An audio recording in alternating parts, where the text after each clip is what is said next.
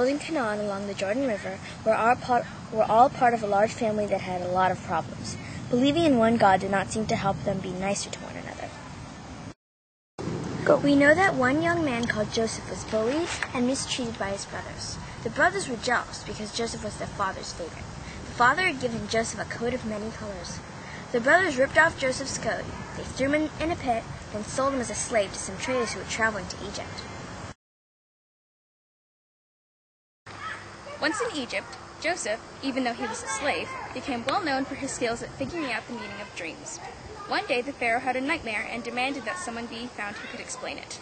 Joseph was brought in front of the Pharaoh. Joseph, I have bring you here to explain my dream. There were 7 cows. There was 14 cows. 7 of them were sick and 7 of them were full grown and healthy. And there was healthy wheat being eaten alive by bad wheat. What does it mean? God has revealed your dream to me. There will be 7 good years followed by 7 bad years. There will be drought and famine. You need to prepare by saving in your good years. You need to build granaries to store food. Of course! You are in charge of the granaries. Get this guy some wheels. Get this guy some chariots. Come on, Silver, Julie, come on, go! And that's what happened. There were 7 good years that came in 7 years which it did not rain, and which nothing grew, in which the Egyptian people could have starved, but they did not. Joseph had made sure that enough grain was stored and saved. Not only was there a drought in Egypt, there was drought and famine everywhere. People came to Egypt to buy food, to eat. Joseph had done such a good job that there was enough food for all who were hungry. Among those that came to Egypt were Joseph's brother.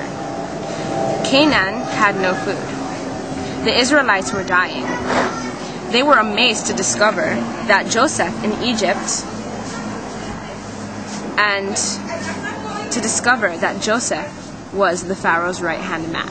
Did Joseph have his brothers killed? Did he have them put in jail? Did he have them bullied? Did he have them sold as slaves?